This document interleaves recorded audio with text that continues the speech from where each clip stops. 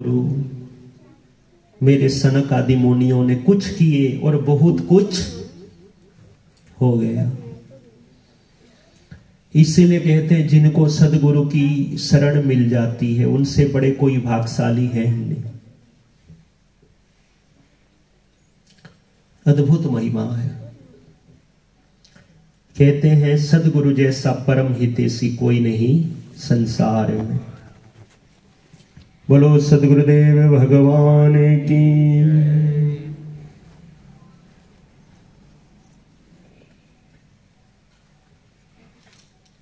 एक मिनट के लिए जरूर सुनना, थोड़े से ही सुन लेना। चाहता हूं कि ये जो सत्संग आप सुने ना तो उसका ऐसा प्रभाव रहे कि चाहे कभी मौत आ जाए, यमराज के यमदूतों की ताकत नहीं कि मेरे शिष्यों को नरक दिखा दे। मेरे मंत्र दीक्षा लिए साधक को नरक में जाना पड़े अथवा दूसरा जन्म लेने को आए, किसी का गर्भ मिले ना मिले, फिर बाथरूम में बह जाए, तो फिर मेरा साधक मंत्र दीक्षा का क्या फायदा। तेरे बाप की जय। चुप बैठो, मुझे मेरी जय मत बोलो, आपकी जय मैं देखना चाहता हूँ, बस मेरी जय की। तो जिनको सदगुरु से दीक्षा मिल जाती है उसी वक्त आधी साधना पूरी हो जाती है। मतलब उन्हीं का कभी पतन होता ही नहीं। तो जिन्होंने देने में कुछ कमी नहीं रखी और बदले में कुछ लिए ही नहीं, हमें गर्व होना चाहिए कि हम ऐसे गुरु के शिष्य हैं। छत्तीसगढ़िया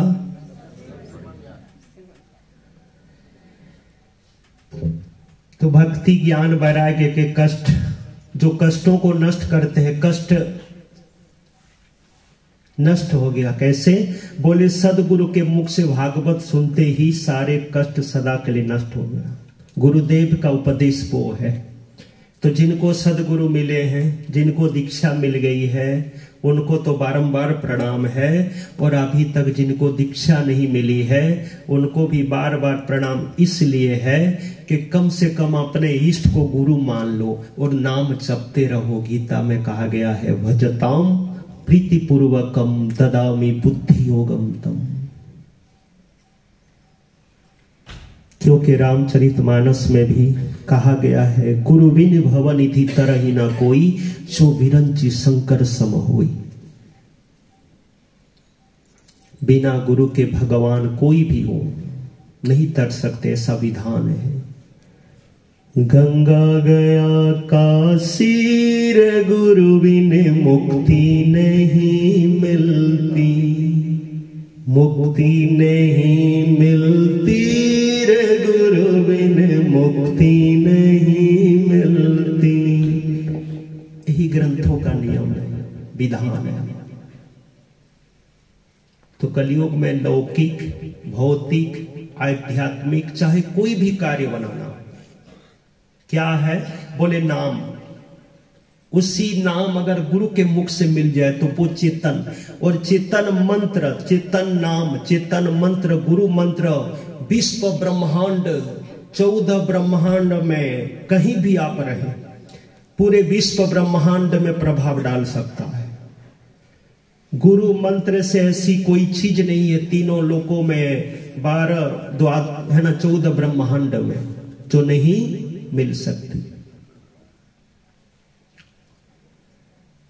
और आप तीनों लोक में कहीं भी रहे, जो गुरु की आज्ञा में रहते हैं उनको तीनों लोक में कहीं डर नहीं।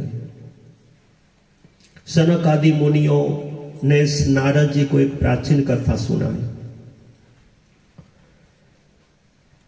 बोले तुंगभद्रा नदी किनारे आत्मदेव ब्राह्मण रहा करते थे।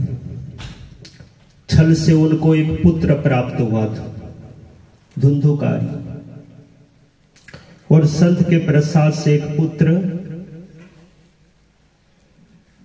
गौ मैया की कृपा से गौकर्ण।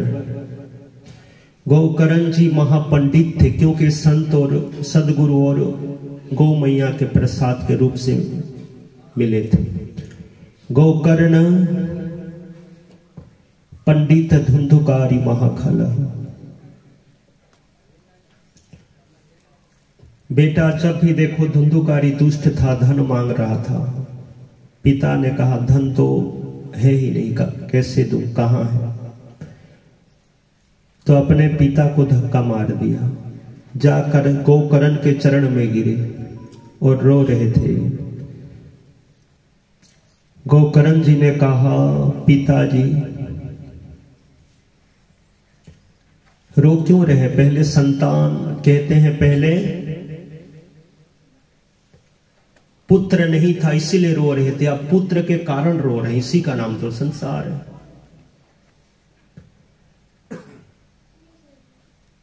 कहते ना अपने हाथ को दाएं हाथ से बाएं हाथ को जितना कस के पकड़ोगे, जितना पकड़ ज्यादा रहेगा उतना परेशान रहेंगे, जितना पकड़ कम उतने कम परेशान होंगे।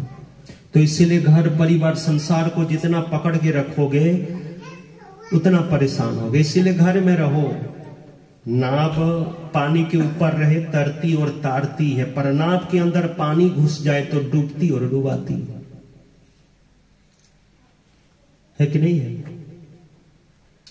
क्या होता है ना, हमारी जो आशा रहती, आसक्ति आ तो सकती है, जा नहीं सकती। अपन करते कुछ और आउटपुट ज्यादा चाहते हैं। अब 2 बोरी ज्यादा और 4 बोरी होना चाहिए गेहूं, अब जो करेंगे वही तो फसल होगा। 4 बोरी बोलेंगे तो 4 बोरी कहां से आए? एक बहुत दुखी उदास थे, तो संत जी ने कहा कि क्या हुआ? बोले महाराज 5 लाख की नुकसान हो गई। अब पत्नी को कहा, पत्नी ने कहा उनको, किसको? बोले संत जी को। बोले अब संत ने उनको तो नहीं पूछा, पत्नी को पूछा कि क्या नुकसान हो गई। अब पत्नी ने कहा महाराज नुकसान कुछ नहीं है। और बोले सोच रहे थे जो खेती किए थे ना, उस खेती में सोच रहे थे कि 15 लाख होना चाहिए, और 15 लाख में फायदा नफा 15 लाख होना चाहिए लाभ, पर उसमें 10 लाख लाभ हुआ, तो ये सोच रहे थे 15 होना चाहिए, वही कह रहे कि 5 लाख की नुकसान हो गई। बता, एक गया और बोला, कैमरामैन को कहा कि थोड़ा फ्रेम में चिपकाना है, पासपोर्ट साइज का एक फोटो खींचो, हाफ साइज का। कैमरामैन ने ठीक है। अब कैमरा लेकर जैसे ही लगने उठाने वाले थे, कहा रुको रुको, अभी अभी शोरूम से नए जूते लाया, वो भी आ जाए, थोड़ा ख्याल रखना। अब कैमरामैन कैमरा को रख दिए, बोले आप पागल हो कि कुछ? हाँ, हाफ साइज का फोटो लेना के कह रहे हो, पासपोर्ट साइज का जूते कहां से आ जाए? बोल रहे थे अभी अभी नए जूते लाए हो, इसीलिए सोच रहा था वो भी आ जाता तो अच्छा ही रहता। अब कैमरामैन ने कहा इतनी जब इच्छा है तो आ ही जाएंगे। अब इसने पूछा हाफ साइज में कैसे आए जूते? इतनी इच्छा है सिर पर रख दो, आ ही जाएंगे। समझ गए? तो जो करना है वो फल, जैसी करनी वैसा फल, आज नहीं तो निश्चित कल।